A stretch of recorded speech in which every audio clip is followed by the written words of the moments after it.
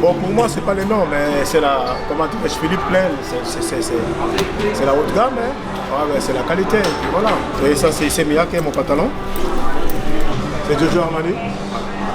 Et ça aussi, c'est Philippe Plein. La cravate, ouais. Et ça, c'est Pito. Ça, c'est Pito, en Dolce Gabbana. Ouais.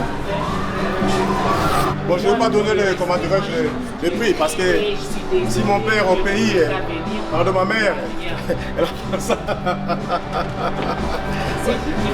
C'est du cholérostol, en proco. Parce que d'abord, ça coûte cher. Ouais.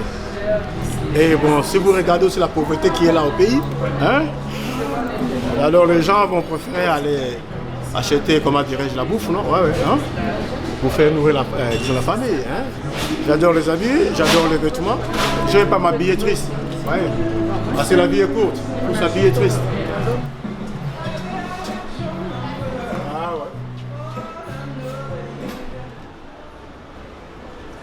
ouais. Et chapeau, c'est Louis Vuitton. Tu regardes ici, c'est Louis Vuitton.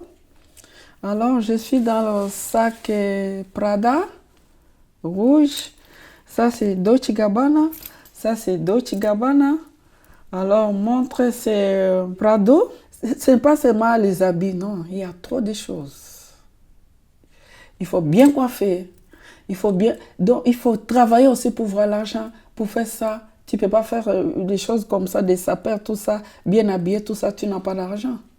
Le mouvement que les Congolais ils ont créé pour montrer aussi comment s'habiller. Et la SAP, il faut avoir beaucoup d'argent. Parce que la SAP, ce n'est pas des vêtements à 20 francs. C'est des vêtements à 3000 balles. Il faut avoir le goût, il faut aimer. La SAP, c'est l'association des personnes élégantes. Ensuite, je connais beaucoup de sapeurs parce qu'à l'époque, dans les années 87, il y avait un groupe qui était de Lausanne et un groupe de Zurich. Et nous, on avait formé une association pour se lancer dans la mode de la SAP. Alors, le SAP, tu peux porter n'importe quoi, comme tu veux. Et tu es propre. Mais moi, je suis plus là. J'ai l'autre niveau. Je ne suis pas sapeur, je ne suis pas sapeur.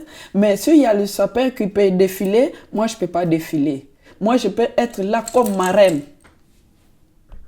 des soirées.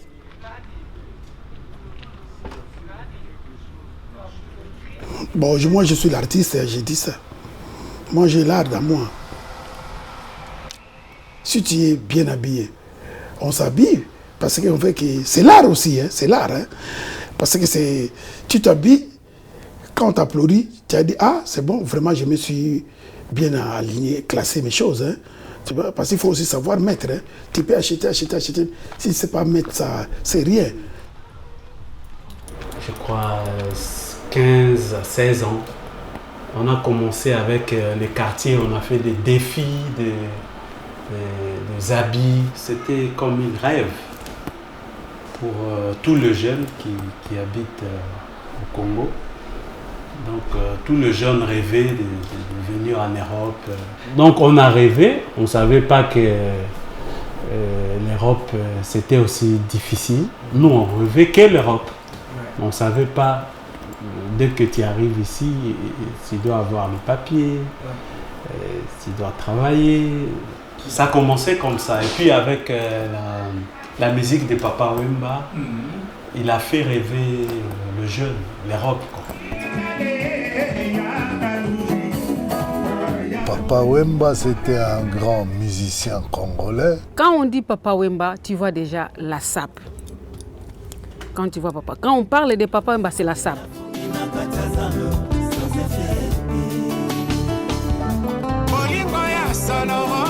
Petit à petit, les papas qui étaient là, ils commençaient à venir en Europe. C'est eux qui ont ramené aussi la mode là-bas. Papa Wemba a changé les mentalités des gens. J'ai grandi dans la rue. Et j'ai trouvé sourire à partir de Papa Wemba. Puisque Papa Wemba a chanté une chanson. Shege, Shege Loko Pamba. Elle a parlé pour nous, les enfants de la rue, qu'il faut toujours espérer qu'il y a la chance. Et là, Papa Wemba a commencé à nous montrer comment tu peux chanter, comment tu peux être propre pour réussir. Moi, j'ai réussi à cause de propre. Tu sais, les habits, ça donne aussi une personnalité à une personne. C'est ce que les gens oublient. Parce que j'ai écouté des habits dire, la SAP, les habits ne payent pas. Non. Tu pouvais payer la maison, prendre tout l'argent, aller dans un magasin, le reste, aller dans un magasin pour acheter un habit. Peut-être que je l'achetais à 2 fois ou à une fois. Ça dépendait de quel prix coûte l'habit. Ça, c'est comme ma deuxième maison. Ouais, je passe ici, ouais. Et je prends quelque chose. Si je paie, ouais. Ici, c'est la classe, ici.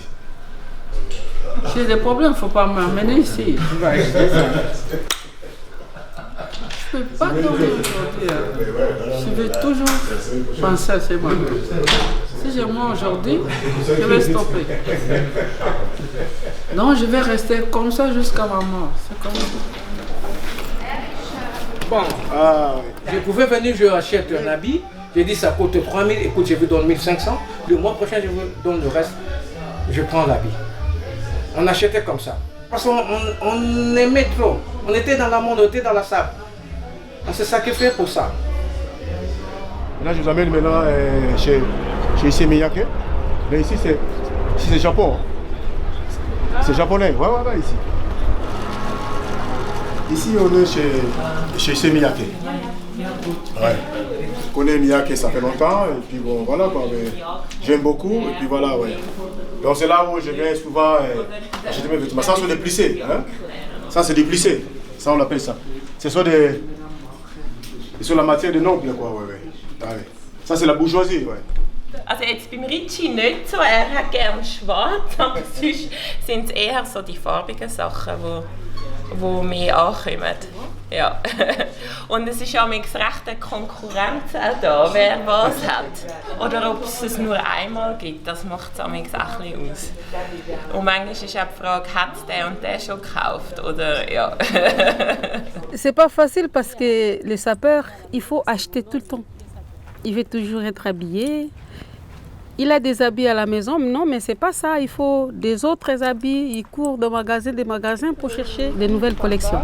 C'est joli aussi, c'est cher. C'est magasin cher aussi. Oui, j'ai acheté des manches chaussures ici.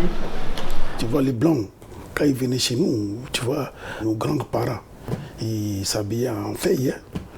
Et puis quand les Blancs, ils ont venu, ils ont colonisé l'Afrique, ils ont amené les matières. Avec des chapeaux, comment de l'ancienne colonie, il y a d'autres sapeurs même qui les mettent pour montrer que ce n'est pas seulement les colonisateurs qui savent s'habiller. Comme ils étaient colonisés aux Français, et ils étaient plus stylés avant que nous, tu vois. L'homme noir d'aujourd'hui, on est 21e siècle maintenant, ce n'est pas l'homme noir du 18e, 17e siècle, non. L'homme noir a évolué, c'est l'évolution. Nous, on est capable aussi de le faire. C'est l'évolution.